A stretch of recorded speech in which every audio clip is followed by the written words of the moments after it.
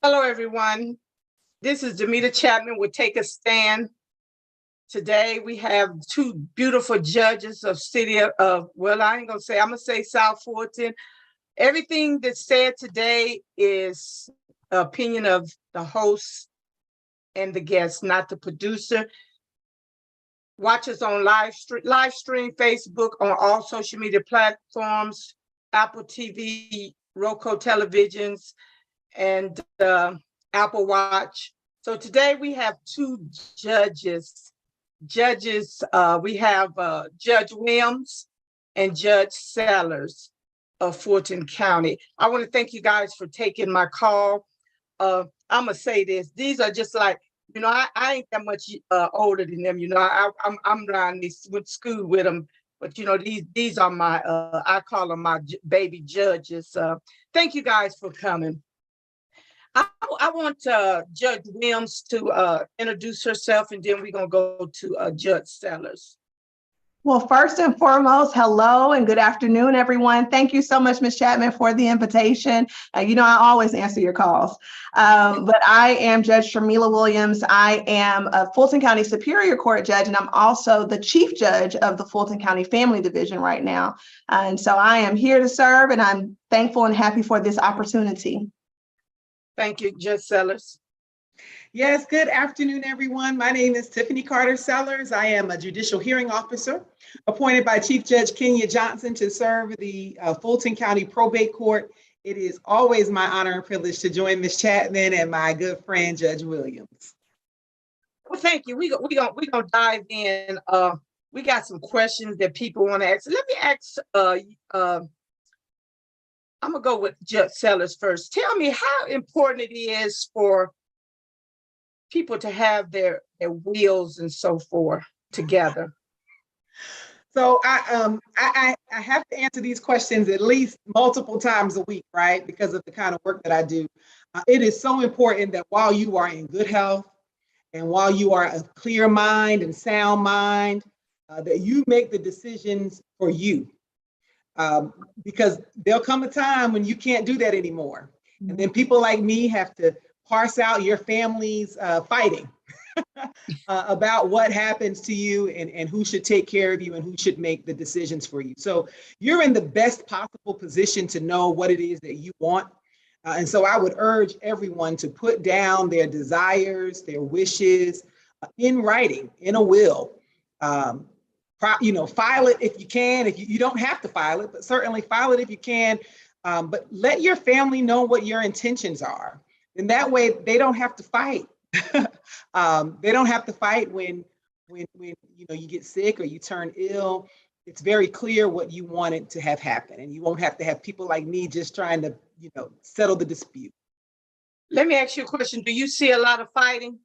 I know Every day. Okay. Every day.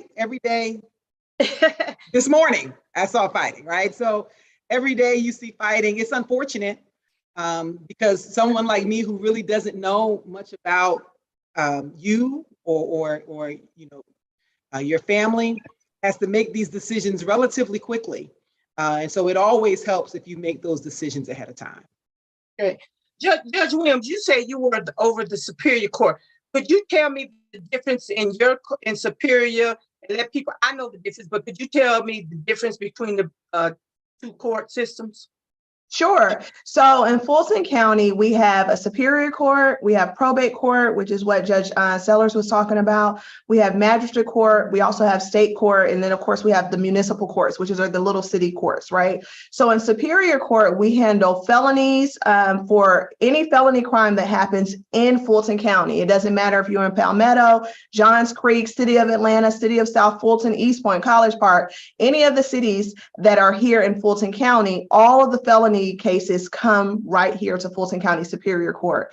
We also handle civil cases. So if I like to give people the example, if you're in a car accident and you're suing, that could come to Fulton County Superior Court. It could also go to Fulton County State Court. If you're in a dispute with your HOA, you could bring that case to Fulton County Superior Court, Fulton County State Court, Fulton County Magistrate Court, depending on what the amount is. And then we also handle domestic cases. So I am the Chief Judge for the Family Division. So when you talk about fighting, Ms. Chapman, oh my God, that's generally I tell people only come to court because they fight, right? Nobody goes to court when they're agreeing. And oftentimes they don't realize that they agree, but because they're fighting so much, they don't realize that, oh, we actually don't disagree. And so in the domestic cases, we handle divorces, child custody cases, legitimation cases, child support cases. We handle property disputes. So alimony, all that stuff is what we handle on the domestic side. And then we are also a court of equity, right? And so let's say that you're seeking some kind of equitable injunction, right? You want somebody to stop doing something. So it's not about money. You just want me to tell them stop doing X or do X. We handle those types of cases too. And what's critically important and what I always say this every time I talk to folks. In Fulton County, we are the Superior Court is the biggest, most powerful, busiest trial court in the state of Georgia, not just because of the population, but also because if you sue the governor, if you sue the state of Georgia, the voting cases, all of those cases come right here to Fulton County. So that's in a nutshell, boiling down what we do on a day in and day out basis. Okay, let me ask you a question. What if, how often do you judges see in, Tiffany, you can, I'm so used to call Judge Sellers, you can answer this. How often do you see complaints coming against these investors just trying to take over the community and not doing nothing? They're just buying the homes up and just, how often do you see cases like that? So that would be something probably Judge Williams would answer. In probate court, we deal with estates, wills, people who are deemed to be incapacitated because they have dementia, they don't, they may have a mental illness, they may have a drug abuse issue. So those are the kind of cases that I deal with. Judge Williams probably is in a better position to answer that question because her court may handle some of those investor type cases. Good. I'm gonna go back to Judge Williams on that, but let me ask you, do you think the seniors should get a reverse, in the older age, get a reverse mortgage when they own property, or just leave it like that? So because of what I do, I can't necessarily give advice, right? But what I would say is that seniors need to decide what it is that they want to do with their property and do it while they still have sound mind. Okay. Whether that's will it, deed it, trust it, sell it, reverse mortgage it, whatever it is that my primary concern, or what I see a lot, is that seniors don't make those decisions in enough time, right? Because a disease like dementia, Alzheimer's, those things they can have a very quick trajectory downward, right? You can be of sound mind one day and a week later not know what your name is. It can happen just that quickly. And so my only statement would simply be that seniors need to make the decisions that they want to make for themselves while they still have the capacity to do so. Great. Okay, Judge Williams, you can answer that question. And excuse me, I forgot to take my phone off the hook. So while you answer, I'm going to take my phone off the hook. So as far as, we don't see a lot of cases, honestly, with folks who are suing their HOAs, or not HOAs, excuse me, who are suing investors. Certainly, I don't know why that is, but that I hear that oftentimes, but no, we don't see a lot of cases. And I just wanted to echo what Judge Carter Sellers said about folks getting their affairs in order while they are still in their sound and right mind. Because when you come to court, and we experience this also in Superior Court and especially in domestic court, right? So if folks are going through divorces or other situations, if you don't have certain issues or certain items in place, it is hard for us to do what we have to do, and it's hard for your wishes to be honored. We have seen an uptick. Y'all, I don't know what it is, but we have seen a huge uptick in what I like to call my seasoned saint divorces, okay? And so my seniors who are getting divorced left and right. I mean, people 60 to 90. I had a 90-year-old in here getting divorced a couple of months ago. And I said, well, tell me why you're getting divorced at 90. And they've been married for forever and a day. And one party said, Judge, I just want peace. I don't know how long I have left, but I just want peace. And they came back to the house after they had been gone with COVID, and they came back, and I just want peace, right? And so I bring that up to say, you know, we also have divorces where during the course of the proceedings, or even at the beginning, before the proceedings are even filed, there's the allegation that someone has dementia, someone has Alzheimer's, someone is having some issues, that we then have to loop the probate court in and be like, hey, I need you to do this conservatorship or do this guardianship or get this in order before we can even proceed on the divorce. Okay. Yeah. Those guardianships, they come through you, Judge Sellers, right? Yeah. So Let's talk about them. Yeah, so right now I preside over all of the emergency adult guardianships in Fulton. The adult guardianship division of the Fulton County Probate Court is very, very busy, right? I agree with you, Judge Williams. COVID has done something, right? COVID has shaped and changed people's mental psyches a lot.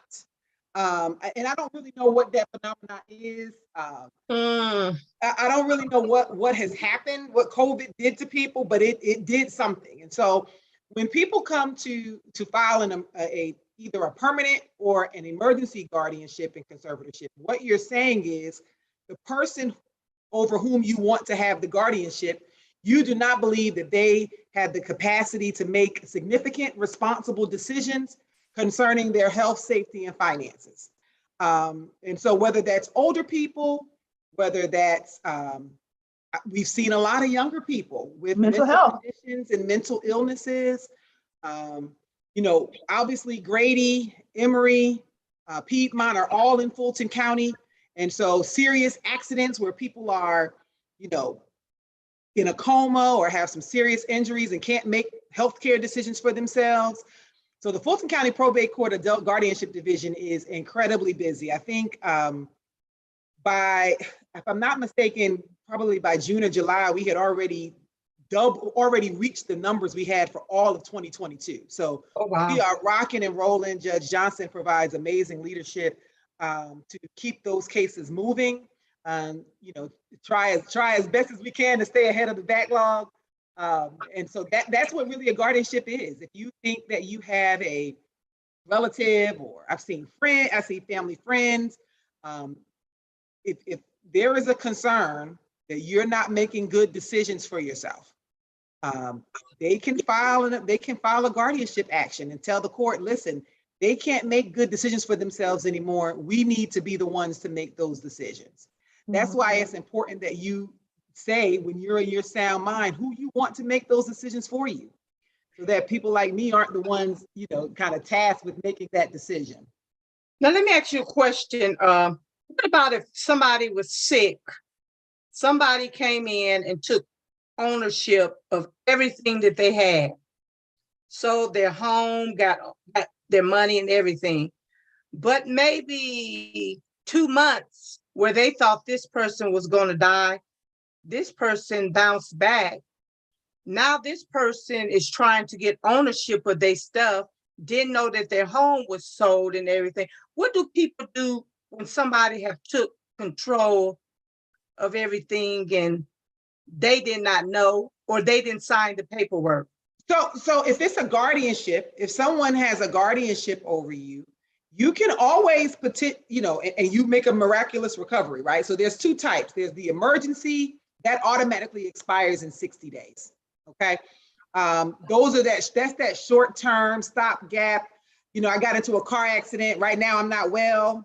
Or, you know, because permanents do take a long time, sometimes you got to have those stopgap measures in place to help people make decisions while the permanent is pending. But let's say a guardianship has already been approved, and the person makes a miraculous recovery, the person can always come back to the court and say, hey, I don't need a guardian anymore because I'm of sound mind, right? And then the court would review the case again. So there's a way that you can do it. The standards are pretty significant, but there is, somebody makes a miraculous, you're in a car accident, you make a miraculous recovery, you can certainly petition the court to have the guardianship removed. That can happen.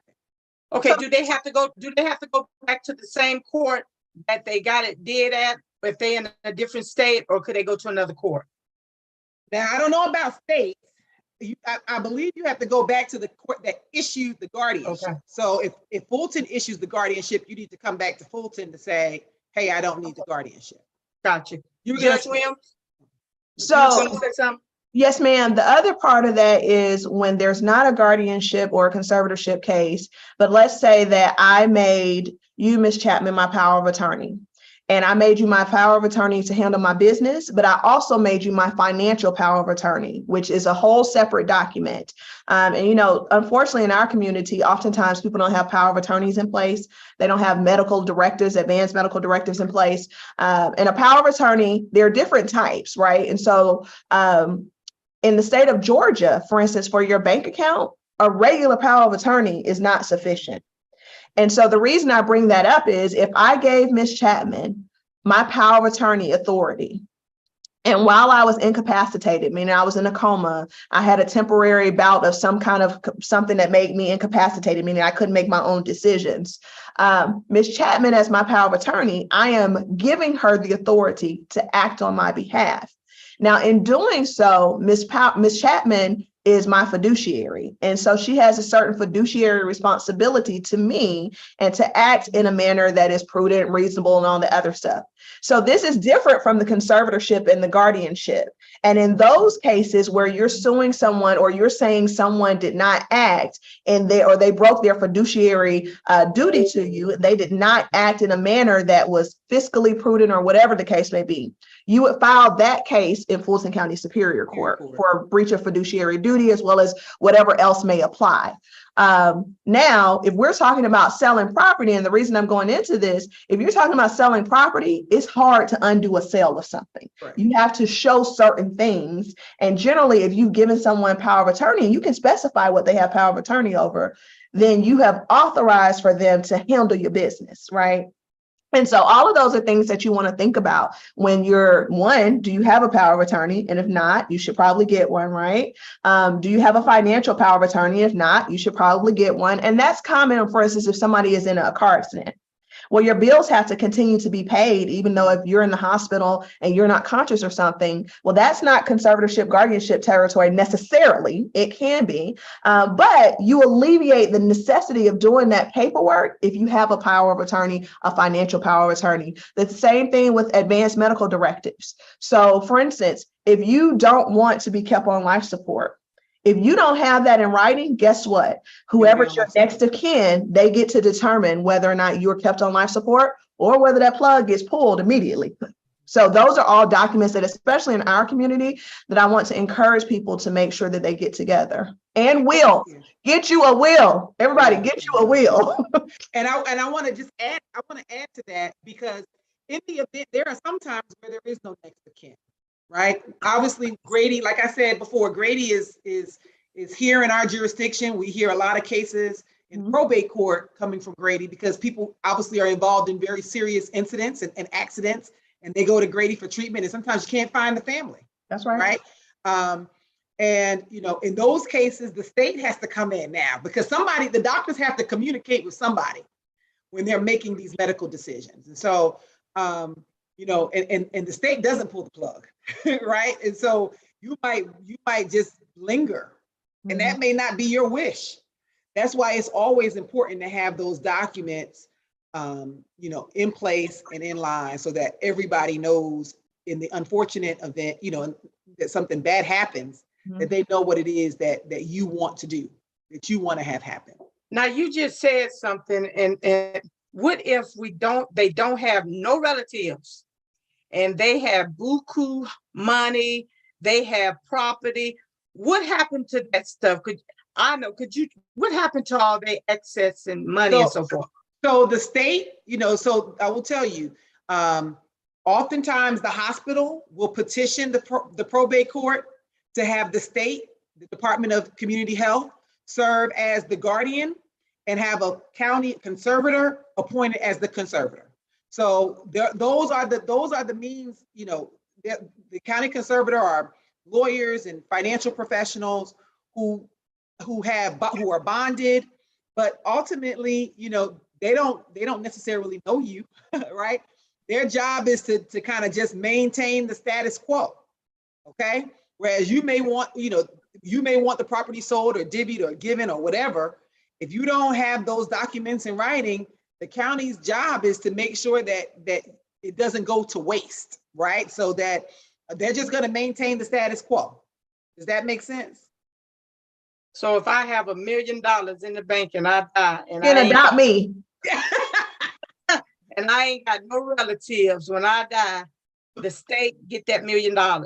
Well, no, that's different when you die. I thought you meant when you were incapacitated. So while you're living, the county conservator, handles all of your money while you're living.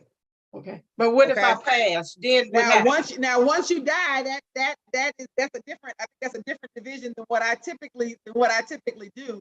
But the county conservator is in charge of how those assets are disposed of, right? How they're not disposed of like thrown away, but how they're given out, if that makes sense. If you don't have, go ahead, Judge Williams. No, I was just gonna say, so there's a process for if you die with no heirs. Yes. And so it's not that the state just gets all the money, but it's a complicated process where essentially they hold it. They, will run in the newspaper to see if they're heirs, to see if anybody comes to claim any of your estate and all that other kind of stuff. But it's a long, arduous process, which is also why I encourage people to have a will, because let's say you don't have family or family that you're close to or something like that. You can always leave your assets to the church, to a community organization, to a particular person who may not be related to you. So we also see that too. But again, you have to have a will. Okay. Let me ask, have you guys ever thought about, I know Judge Williams, I know Judge Sellers, talk about this program that you were the judge of the city of South Fulton, how you brought the young teenagers, the kids into the courtroom. Do you see the Be What You Can See program? Yes.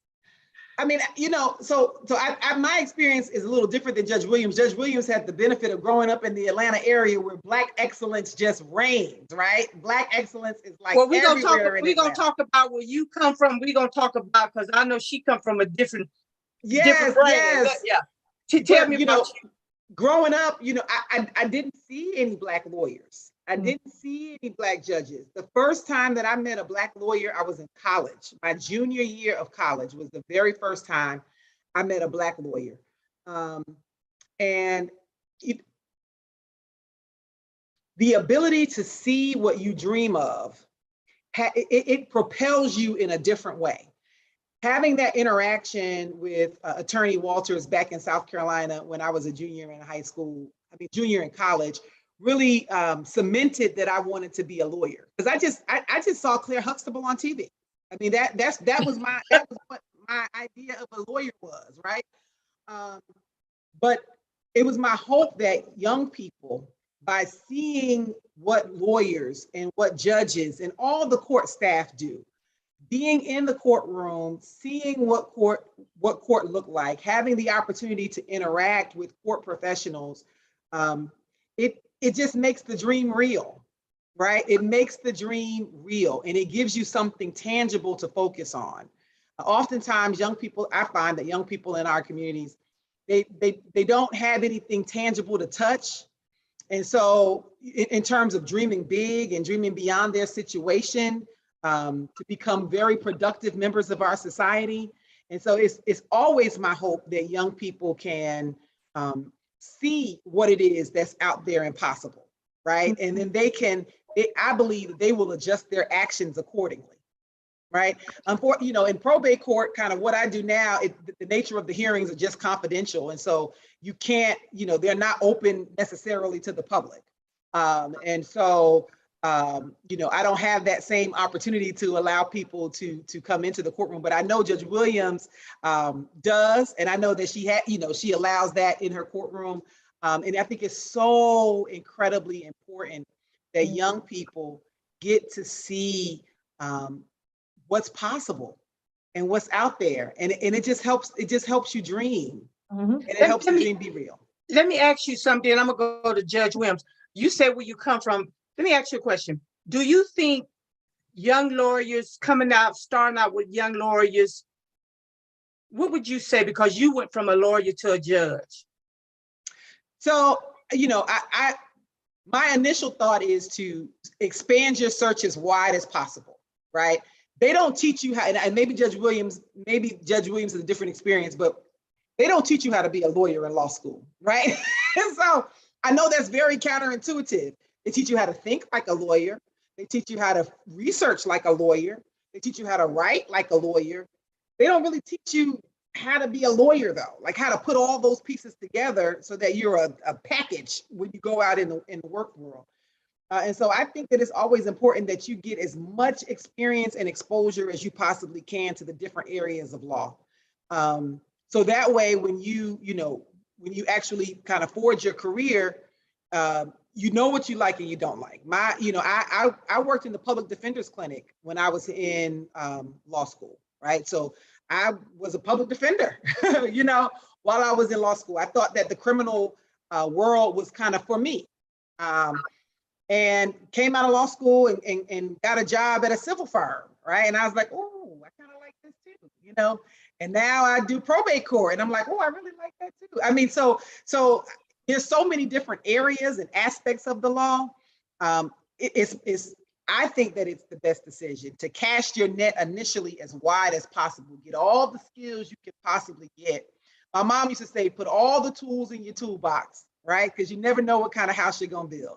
Mama always says that to me, and I say it to my kids, right? Put all the tools in your toolbox, because you just never know what kind of house you're going to build down the road. And so I'm glad that I listened, right? Because who would have thought that I would have been a probate court judge now? I certainly would not have. But I think it's just that idea of putting the tools in your toolbox.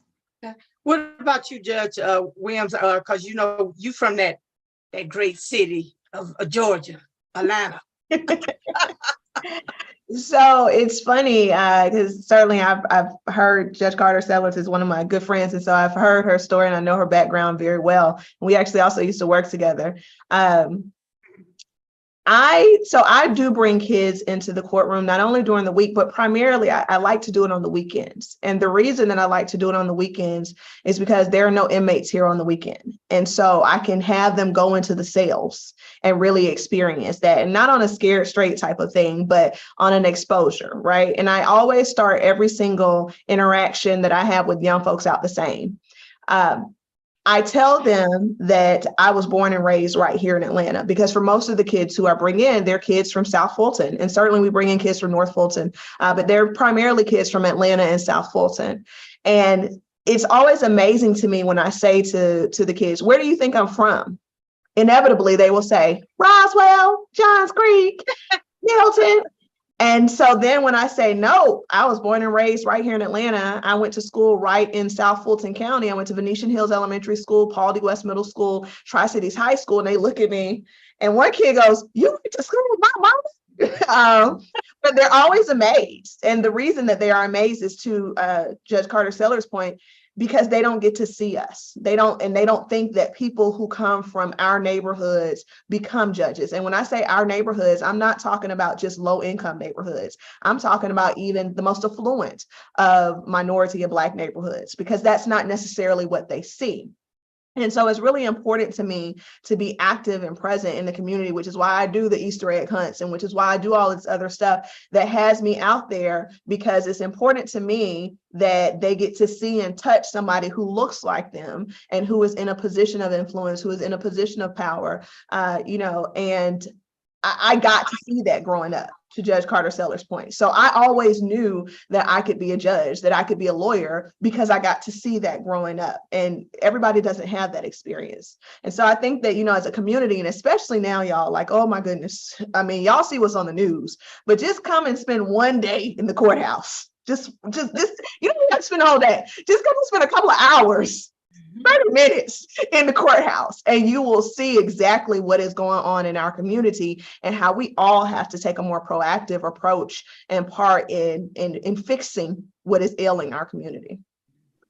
Let me see. Do you, Judge Williams, do you think that some of the cases that you see or the issues right now is a mental thing that's going on in our community? Yes. So I think that there are lots of different issues, but mental health crises are at an all-time high, and that's across the board.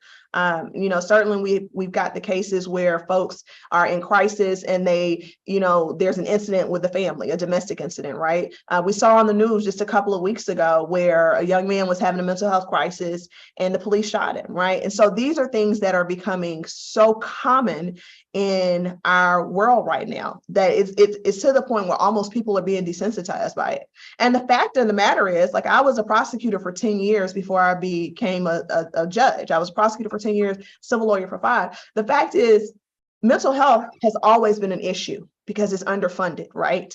And I used to tell people, even when I was a prosecutor, and people would say, oh, you would have two ends of the spectrum. Either people are saying, lock them up, lock them up, lock them up. Or people are saying, you can't lock them up because, they have some mental health issues, et cetera, but you can't have it both ways, right? And so that's something that we have struggled with in our criminal justice system for well before this year, well before COVID, for decades, really. But it's now being brought to the forefront because it is happening everywhere, not just in certain communities. Okay, let me ask you, what about if people dealing with possession of a weed less than an ounce, and they be in the court systems for years and years, and what do you think about that? Do they need to throw it out? What do you do? So I can't comment on the law as far as what they should do. Here's what I always tell people. As a judge, my job is to interpret and enforce the law. The legislators, and in my office, I sit right in front of the Capitol building. So literally when y'all see me pointing, it's because the Capitol building is right in front of my office. And I find it very in front of my window in particular. I find it very interesting because my window has a church and the Capitol right in front of me, right? So for me, every single day, it's a reminder of not only my blessings and my benefits, and my journey, but also the fact that there is a separation of things for a reason. So it's the legislature's job to determine whether or not marijuana will be or will not be legalized. It's their job to determine what laws are put in place. My job is to interpret the law and to dole out punishment to the extent that there is a punishment. And I look at every single case individually. So there is no cookie cutter sentence with me. There is no one size fits all, because every situation is not going to be the same.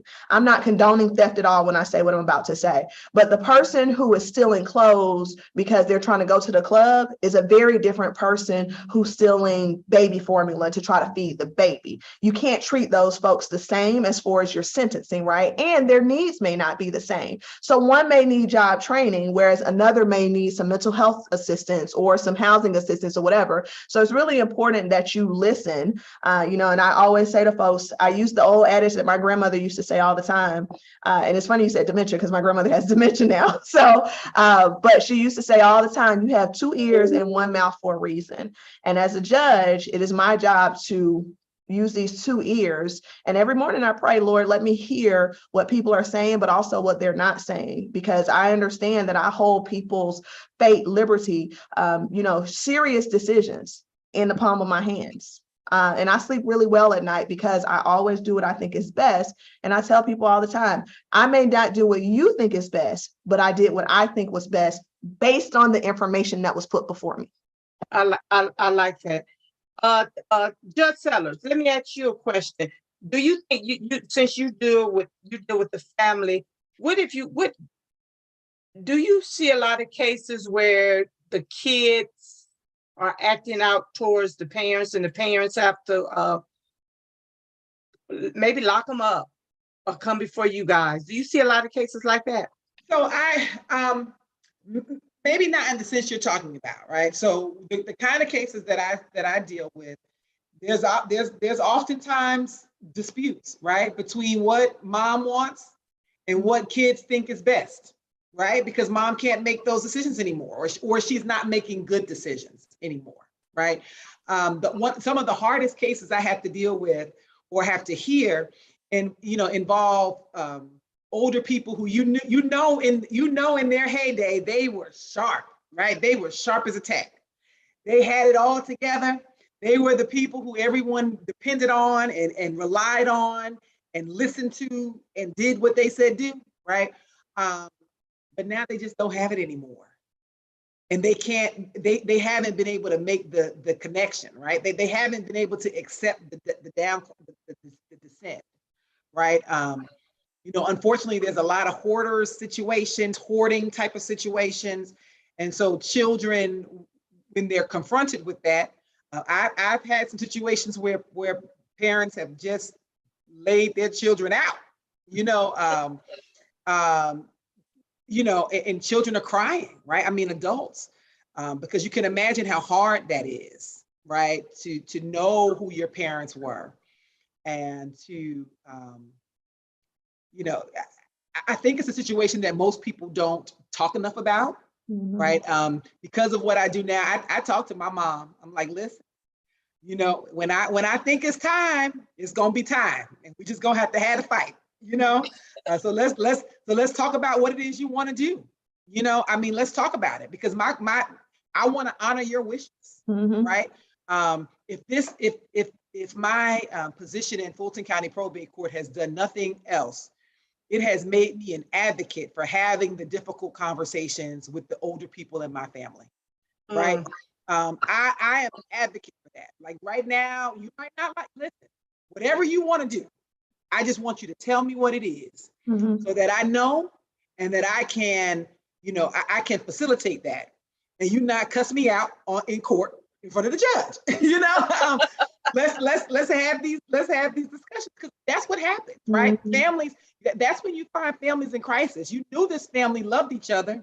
It's very evident that the parents love the children love the parents, but dementia, Alzheimer's are devastating diseases. Mental illness, drug abuse are terrible. They're terrible on families. They're terrible on relationships. And so you've got to have those courageous conversations. You've got to have those early and often, right? Early and often. Agree. I totally agree with you. What about when you have a parent has 10 kids, no will, and everybody's fighting over this one house? Everybody hollering, "It's my house, my house." It's theirs together. and then they get to go to argue with Judge Williams, right? So the probate law says theirs together, right? If mama had 10 kids and mama dies with no will, the house goes with no spouse. The house goes to the 10 kids jointly. And then they get to go see Judge Williams and fight about who makes what decision, right? Judge Williams, what do you do in a situation like that? What do you do when you have 10 names on a house and everybody's saying it's my house? I generally tell them, you got a 10th of a house, you got a 10th of a house, you got a 10th of a house. So you see that a lot where they're trying to either rent the house out, right? And so they're fighting about whether or not to rent it out. Mama wanted the house rented out. Mama would have wanted the house rented out. Well, we just gonna let it sit here. So you see that a lot there. You also see it a lot when folks are split over whether to sell the house or whether to keep the house. That happens a lot because, of course, one sibling wants to keep it, and so they won't sign the paperwork, and the other 9 are like, we want to sell it, and so they have to come to court for somebody to force one way or the other. So again, that's why I cannot emphasize enough the importance of having your paperwork, your wills, your advanced medical directives, your power of attorney, your financial power of attorney in order. Because here's the other thing that people don't think about. When you do not have those documents, you cost those that you love and are leaving your property to a lot of money. Lawyers are not cheap. They are not cheap at all. And so, when you don't have those documents, then guess what? People have to pay lawyers to fight about it. And oftentimes I have what I like to call the commerce conversation with people. And I say, listen, you understand, especially when I'm doing a divorce, especially, sir, ma'am, you want me to divide the pots and pans that you can buy at Target or Macy's or even you fancy Dillard's, wherever. But you do understand that you are paying your lawyer per hour more than it costs to buy a whole new set of pots and pans. Wow. And then people look at me and go, oh, she's right. So I can divide your pots and pans if you want to. Howsoever, it would be cheaper for you to just go buy a new set than paying this attorney $350 an hour, $200 an hour, $500, $700 an hour. Go get some new ones. Those other ones have bad juju and bad memories anyway. So it's cheaper for you to go on and get your paperwork done now than to go. How can people go get this paperwork? Where do they get it? Where do they get it from, Judge Williams or Judge Seller? How do they get this paperwork? So the probate court, they actually run clinics throughout the course of the year, community clinics. They actually had one a couple of months ago at my church, Impact, where they did a joint partnership with the community and the probate court. Now, the other thing is, of course, you can hire a lawyer to go and do it. Let me tell you what I will not. Okay, here's what I will not sanction y'all doing. Y'all stop going out there to the internet and writing your own will and not knowing that there's something you did wrong. And so now we're in the same space because you were trying to be cheap. Let's stop doing that, okay? And so in the state of Georgia, a will does not have to be notarized, but it does have to be witnessed by two people, okay? And there are some other nuances that go into that. Power of attorneys and all the other stuff, you can just pull a power of attorney and get that notarized and that's in place. So there are free ways to do it. There are low cost ways to do it. But here's the most important thing, folks. If you know that you have a substantial estate, meaning you've got cars and houses and all kinds of money, don't take the cheap way out. Don't do it. It's going to cost you more in the end. It's going to cost you more in the end when you do it that way. And just look at James Brown and Aretha Franklin's estate. I mean, how long were they in court arguing about that? Yeah. And no one ever wins. I think that's the important part. The lawyers win. The lawyers win. The lawyers win. But Judge Williams, as amazing as she is, she doesn't know your intentions. You did, right? And so Judge Williams is just trying to divide things based on, paperwork and evidence that she has, and obviously applying the applicable law. And so, if you know what you want, do it early. Let me ask you a question because I want to know, if I go to jail and I get a public defender, who pays for that? How do they make their money? Is it free? How do they make their money? Your taxes. You pay for it, Ms. Chatman. I pay for it. Judge Carter Sellers pay for it. Tax dollars fund those offices. Tax dollars fund those positions. Same with the DA's office. So, and same with the judges. We are, for Superior Court, we are state employees, but I get paid by the state and the county. So I pay my own self too, because I pay my taxes. So I pay my own self too. Yep. But yes. Why do people feel it's superstitious to have a will in place? I don't know.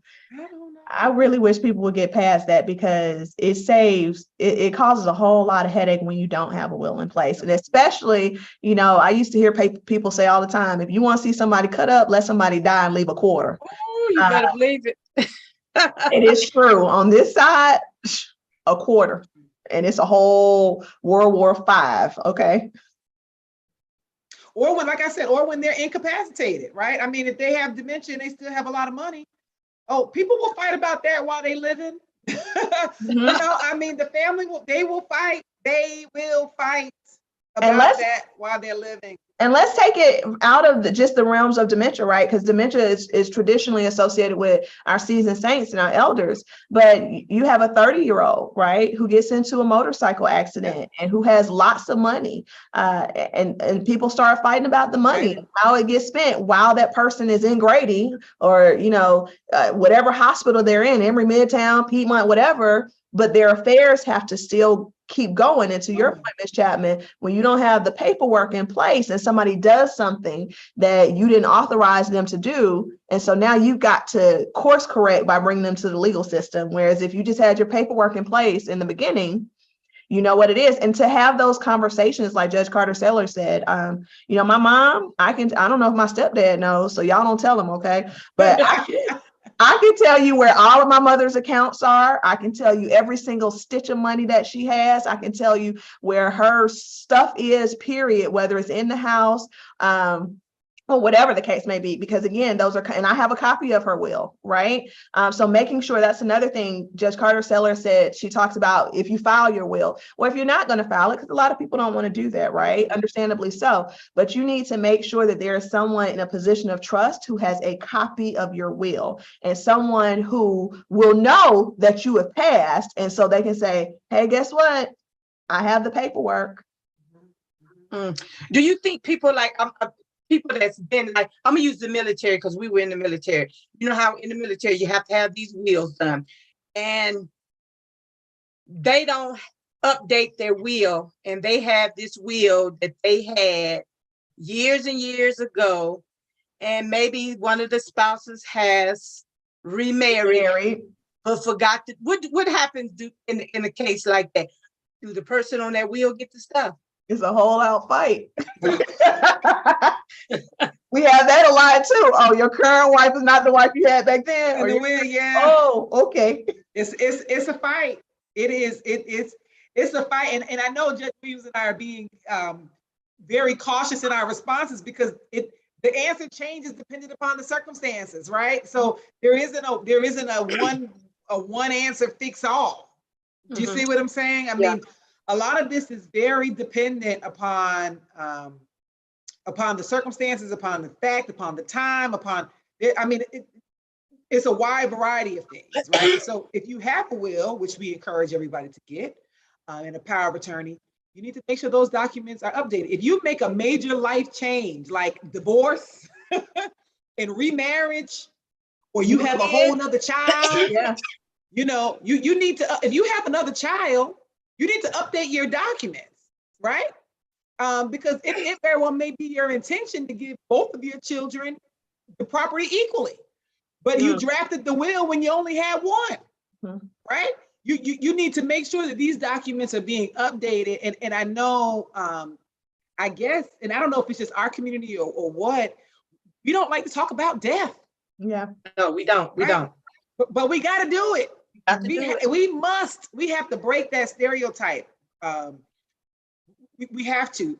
As Judge Williams said, it takes a long time to resolve it, and usually no one is happy.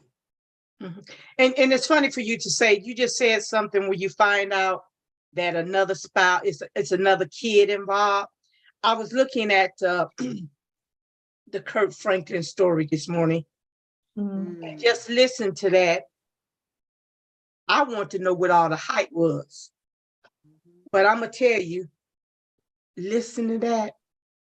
I shedded tears, boo-hooing, because now it's another life involved. So now maybe that father have to decide, okay, if I pass, I got this child. Let me ask you a question. What happens when parents don't tell their spouse that they have another kid or something, and it comes out in that death? The funeral gets interesting. And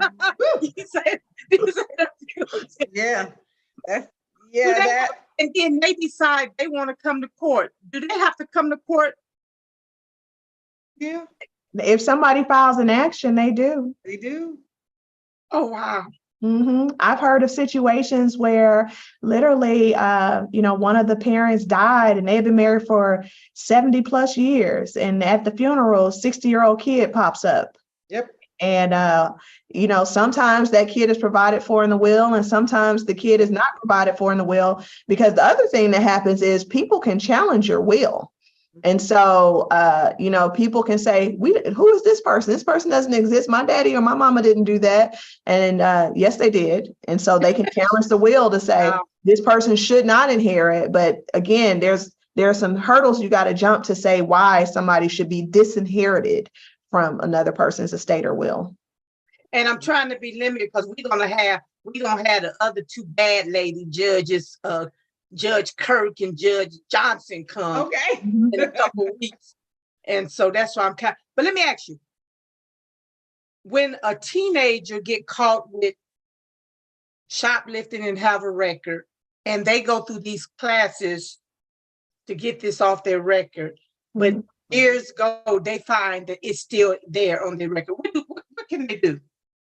So it really depends on what happened. Like, did they get pretrial diversion? Because pretrial diversion means that you take classes, you pay a fine, you do community service, and they don't proceed. They, being the DA's office, does not proceed with the case, right? So the arrest and the indictment, so to speak, will still show on your record if you don't go get it expunged. But if it's a situation where, for instance, we have the First Offender Act in the state of Georgia. The First Offender Act says that if you completed all of the terms of your sentence successfully, then you will not have a conviction, right?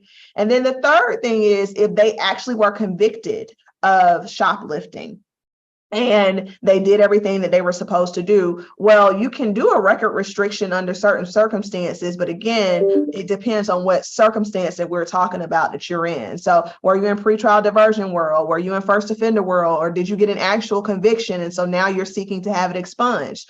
So it just depends. Now, people will say, oh, I got a murder conviction, I want to get that expunged. Yeah, not happening. So you can only get certain types of convictions expunged. Murder is not one of them. So don't even try that, okay? It's not going to work. Okay. And just kind of to follow up on what Judge Williams was saying, it's important that you stay on top of your business, right? And so it's important that if you want an expungement, it's important that you seek that out, because who knows? I mean, I've had situations where, it's been 15 years and someone has some sort of charge, but now they need to be the guardian and conservator of mama's estate. Right. And they do a background check if you want to be a guardian and conservator of somebody's estate. Right. And bing, the situation from 15 years ago that you thought nobody knew about is now on Front Street. And we've got to talk about it. Right. Mm-hmm. And that may be a deciding factor as to whether or not you're the guardian, whether or not I appoint you or I appoint somebody else, is we have this issue. Right. So it all involves staying on top of your business. Now, let me say this. If it was a juvenile conviction, then that's a whole different scenario. Juvenile records are sealed. And so they're only unsealed for specific purposes. So if this happened when they were 14, 15, and it's a shoplifting, nobody would see that anyway. Okay. Let me see. I got a couple questions. How does a person remove something from their background that is incorrect or never should have been there? If we're talking about their criminal background, which would be their GCIC, which is your criminal record, then you have to go through the Georgia Bureau of Investigations and file the paperwork with them to say that there's something. Sometimes it's identity fraud. Sometimes it's your cousin who used your name. So there are various things that could be the case. So they just need to go through the GBI. The GBI's main office is out in Decatur on Panthersville. Okay, great. We got about 7 minutes. What do you see? Do you see yourself in the Superior Court 10 years from now, Judge Williams, or someone, or a higher? What do you see yourself 10 years from now? So people ask me this all the time because somebody actually nominated me for a Court of Appeal seat. And I said, no, thank you. I enjoy being on the Superior Court. I feel like I have the most direct ability to impact the community. I love talking to people, dealing with people, and putting in solutions for this family, for this individual, whatever. You don't get to do that on the Court of Appeals and the Supreme Court. No offense to them, but I rather interact with the people and the grassroots parts of it. I feel like that's what the trial level courts are, the probate courts, the magistrate courts, the state court and superior court. That's what we do. I deal with people day in and day out, not just lawyers. So I see myself on the Superior Court in 10 years, and hopefully, I came on the bench when I was young, so hopefully until I retire. So that look, and I was one of your supporters. Your seat is Yes. coming up. Is it your seat coming up? Isn't it? Yes, ma'am. I will be on the ballot next year. All right. Well, we gonna do what we did last year. I'm making public. That's me now. I'm all in for Judge Williams.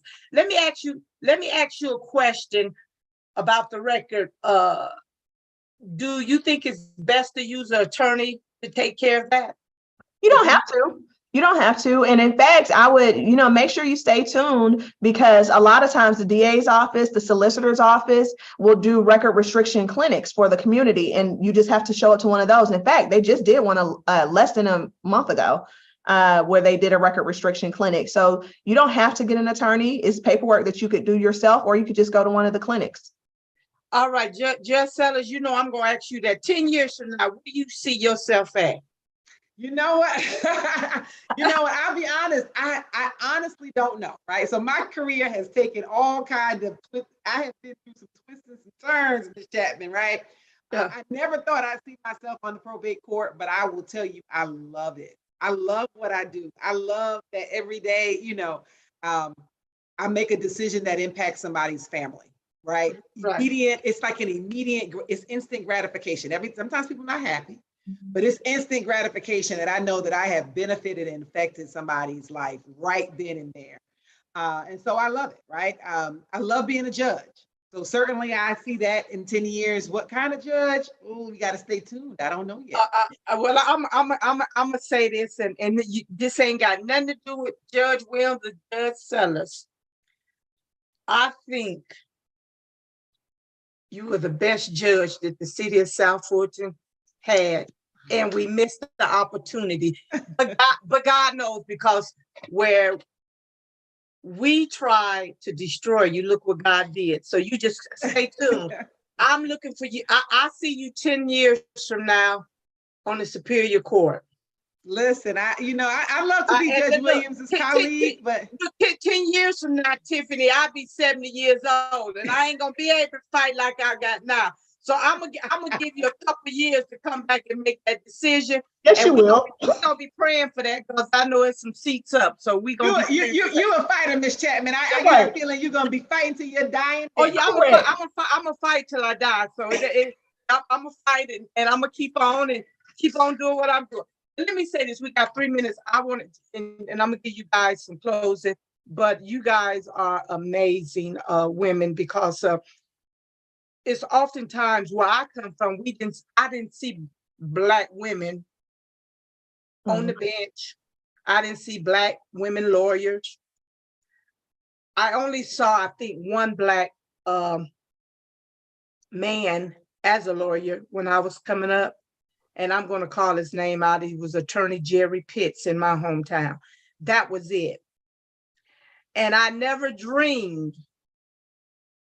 but somebody spoke this in my son's life when he wrote this essay. That's right now, they told him that it will always be in the Supreme Court of San Diego. Mm-hmm. And they said when he stood before them that one day he would be a lawyer. They even went a little bit farther, said one day he would be on the Supreme Court. He's a lawyer now. Mm-hmm. And so God knows, but it's amazing to see Black women, because we don't see this. Mm-hmm. You got somebody come from Atlanta, Georgia, a who's who, and then you got somebody come from Trenton. Is you from Trenton, right? Patterson. Okay. We didn't see that. So my hat's off to you guys. I respect you. And I'm gonna tell you, I just love my judges. Thank you for taking them calls. Sometimes I might text them in the middle of the night. And when they were running, I think I was texting them at 4 and 5 o'clock in the morning to tell them get up and let's go. Thank you guys. In closing, Tiffany, let me go with you. What you want to say in closing? I just want to say thank you for this opportunity, Ms. Chatman. It's always a pleasure to speak to you and to your listeners. It's my honor and privilege to serve the citizens and residents of Fulton County. Judge Williams. So I'm going to ditto everything that Judge Carter Sellers said. And here's the only other thing I will add. Y'all, we are having a crisis in our community. And so the numbers are up across the board. Every single month, I close out close to, if not over 100 cases every single month. Wow. And every single month, I'm getting in over 100 cases. And so some of what you all are seeing on the news and in public is not because nobody's working. Okay, that's not the case. It's because the cases are coming in faster than we can get them out. I have 700 cases plus right now. Oh, wow. I'm one person with one staff. And I can tell you, my car is generally one of the first ones here in the morning and one of the last ones here at night. So give some grace and mercy. Don't believe everything you see on TV and stay informed. Stay informed. The courthouse is open. So at any given time, you can come down here and hold your elected officials, hold their feet to the fire, right? We serve you. But at the end of the day, you've got to know what's going on in order to do that. So thank you so much, Ms. Chatman, Ms. Penny, Ms. Rogers, for the opportunity, and y'all continue to fight like y'all are fighting because our community needs you all. Our community needs you all. Thank you. Wait a minute. Who pay y'all? The commissioners? Y'all have to go before them commissioners for y'all for anything. Fulton County commissioners. So our budget is approved or denied by the Fulton County commissioners. So we submit a budget every single year, and then they decide how much we get, if we get all of what we ask for, percentage of what we ask for. So they do the budgets. All right. I think my commissioner Rob Pitts and them, they need to up and send y'all some help over there. Send y'all some help and get that backlog under control. But again, I want to thank you guys. I know you was in court today. I asked my Judge Sellers, where was the pearls at today, but it gets in the way of that road. So it's in the way. They were in court today. I thought they had the day off. But I want to thank you guys for coming. I look forward to seeing great things come out of you. I'm here to support you. I fight for you when you're right, and when you're wrong, I'm just gonna stand down. But I'm gonna say what I say. Again, but you call us and let us know. I call and let you know. But again, thank you. Keep on doing what you're doing, Judge Williams, Judge Sellers. You keep on doing what you're doing, and we're gonna see what's gonna come up out of y'all in the next couple of years. I look forward to seeing you on the ballot, Judge Williams. So hands down when it comes from Judge Williams. That's what I said. Again, thank you so much. Have a great day. Thank you. You all too.